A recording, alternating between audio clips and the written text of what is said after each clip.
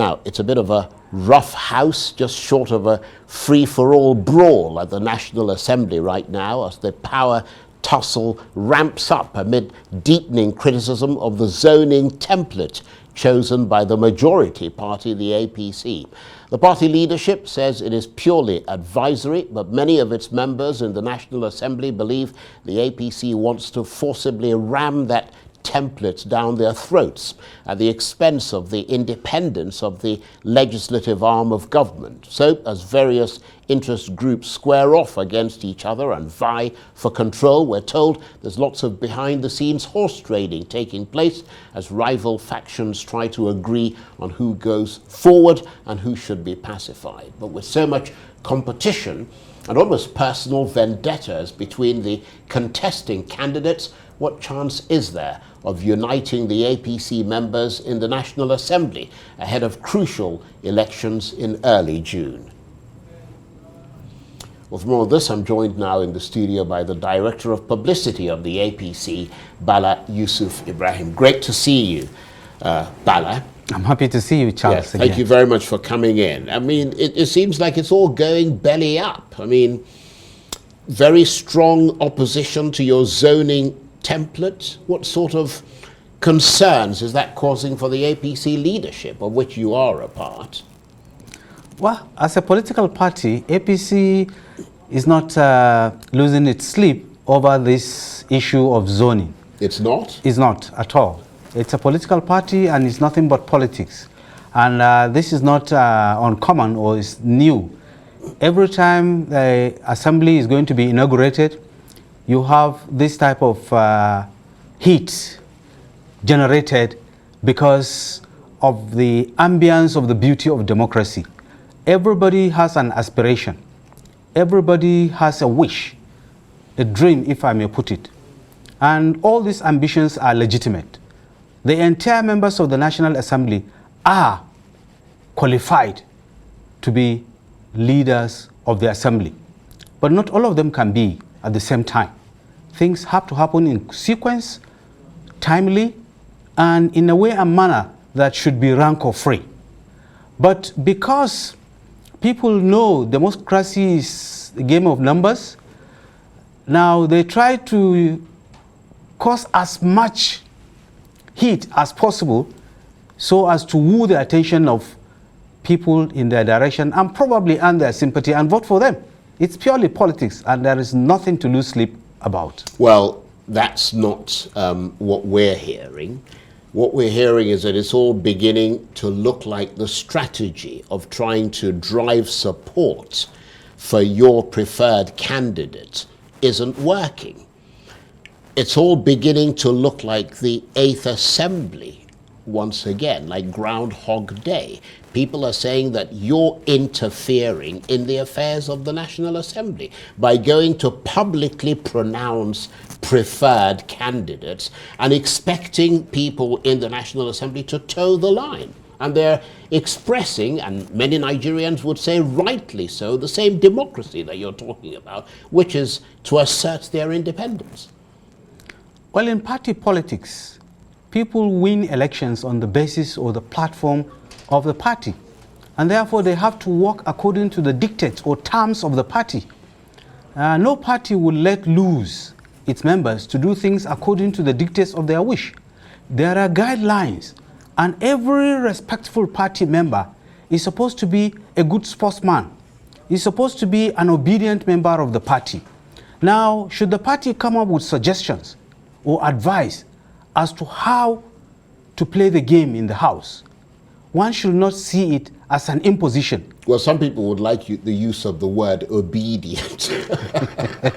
But, I mean, members of the National Assembly, I'm sure you know this very well, are supposed to choose their leaders from amongst their ranks. Why does the APC seek to impose candidates on the Senate and the House of Representatives, chambers that are made up of members from different parties? No member of the National Working Committee is going to the National Assembly to vote on the day of the inauguration or the election. Every member of the Assembly is a member probably of the APC.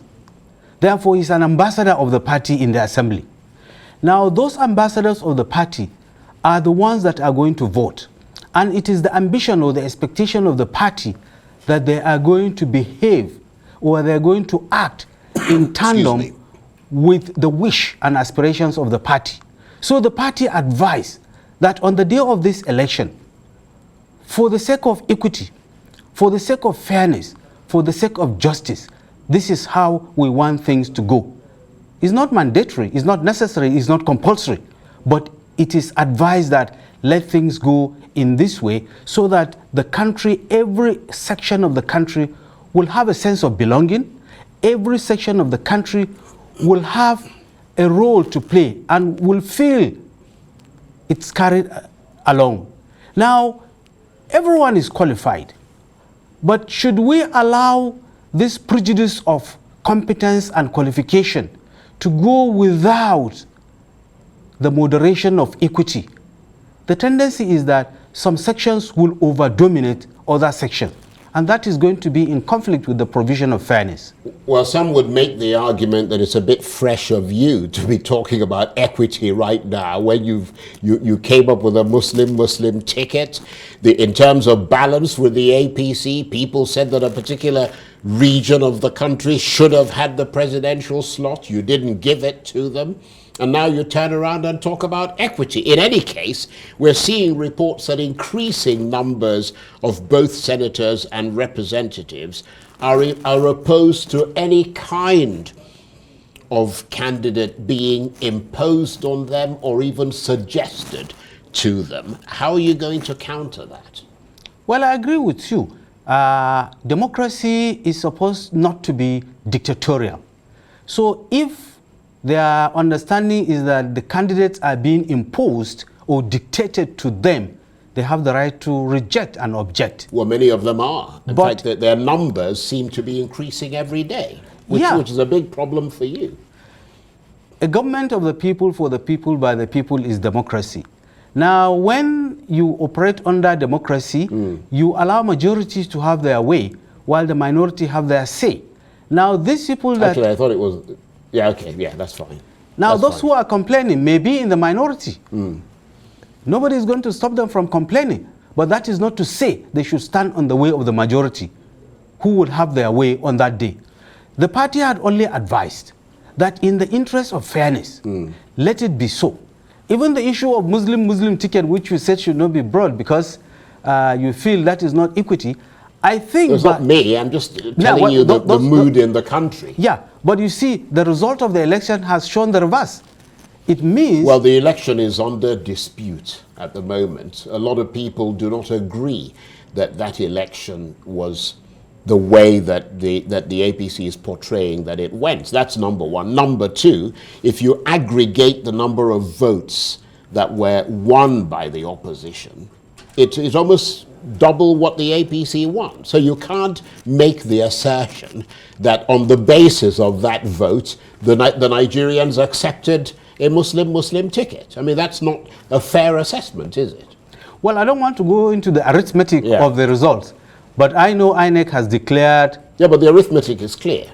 No. I mean, if you add the PDP to the Labour Party and to the NNPP, they're the opposition. They beat the numbers beat the number that you won hands down. So if you look at those numbers, that does not in any way tell us that the voting public preferred a Muslim ticket, does it? Well, like I said, I don't want to go into the arithmetic, but I think elections are won on the basis of majority vote. It didn't say this majority vote must supersede the entire bloc of all the minority parties. I don't think that is what it says. But it says, I suppose... Nobody's disputing that you were declared the winner. That's not the issue. Okay. Anyway, let's move away from that. Well, let's return to the National Assembly. Are you actually vetting any of your preferred candidates as to whether there are pending cases against them at the EFCC or in any court? Because all that affects the perception of what the Assembly is doing and how it's looking, and ultimately turns the focus on your party, the APC? Are there any skeletons in the closet, or perhaps graveyards in the closet? You see, the national chairman of the APC is a lawyer, and he has seen it all. He was a governor, he was a minister, he was a senator. So he has been in the legislature, he had been in the executive, and what have you. Now, he always emphasized the importance of justice. Even where a person is accused or suspected of doing something wrong, he always cautions against immediate conviction. Yeah, but you don't reward that person by offering them positions, do you? You wait till they're cleared and then you offer them positions. That's what the Nigerian people expect from a political party that they're voting for. The presumption of the law is that you are innocent until you are proved guilty. Yeah, but the law also arrests people when they're accused of a crime, and the police or the EFCC or whoever have amassed enough evidence to say, we're coming after you. I mean, you may be bailed and all the rest of it, but that means that your case is active. And until that case is cleared, don't you think that a political party such as yours that wants to give this country a sense of that it is a party on the right path of rectitude, that it should say, let's wait till this case is cleared? I mean, it's not unique to Nigeria. Anywhere in the world, once such a thing happens, the person is asked to kind of sit quietly until your case is over.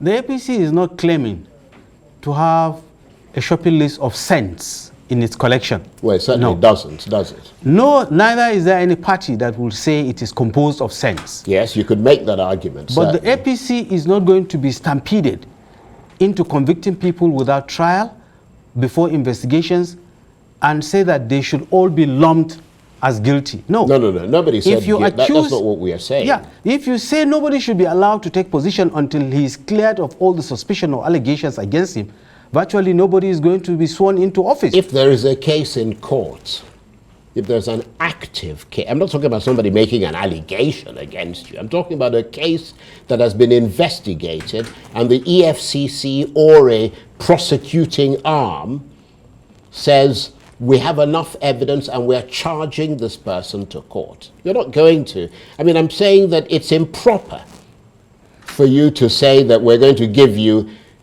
an appointment whilst your case is pending against you. I mean, it's fairly obvious, isn't it? Well, I think at the end of this discussion, I have to go back to the dictionary and check the meaning of fairness. I think, Charles, you're not being fair to people. Simply because they are facing allegations or investigations, they should not be allowed to hold position. I feel their aspiration or ambition can go per peso, can go in line with the investigation. If at any point in time they are found wanting, yes, they should step aside and face the law. I've just listened to a discussion with the Chairman Code of Conduct Bureau, and he talked about the procedure for investigation and conviction, how these cases are passed to tribunal. But it doesn't mean just by my sight that I've seen you looking beautiful in your suit, I'll say, oh, well, this is the same Charles Anyagulu that we used to dine at Bush House in those days, and he wasn't having this jacket. Now he's gotten a very beautiful shirt and tie. He must have acquired this money illegitimately or illegally. He shouldn't be allowed to be talking on the microphone. No, that is not so. Nobody knows where you got the money. You might have taken a loan. Probably you have some investments you inherited. There are all sorts of ways of earning legitimate money. But one should not just convict and condemn a person simply because he's looking good. Well, you shouldn't have reminded me of Bush House, because now I want to talk about Bush House with you. Because we were in Bush House, you and I were in Bush House many years ago. But that's another story. Yeah. What's the next course of action given this flood of protests against your zoning arrangements? Democracy tolerates protests as long as they are peaceful, because it's an expression. You want people to express their views. Yeah, but people want you to change what you've done. Is that a possibility? It is possible. Discussions are going to continue, right, okay. And where necessary, the wish of the people will prevail So there will be consultation, wider consultation. Right. This is not cast in stone decision that yes, this is what must happen necessarily. No. Just like you have some people kicking against it, there are other people that are supportive. Now, you have to look at the two, you know, side by side, sieve and see what is the best. Then those whose idea you have taken, you make them understand. Those whose ideas you have dropped, you convince, if need be, confuse them even, to make sure that they tally and let there be peace. Right, okay. Well, I just want to thank you very much indeed, Bala Yusuf Ibrahim. He's the Director of Publicity of the APC. Thank you for coming in. And let me also point out that Bush House is not where you go to eat bush meat. Before people think that you and I have been scoffing bush meat. Bush House is the BBC's office in London, where he and I used to work. Thank you very much indeed for coming in. And great to see you. Thank you very much, John.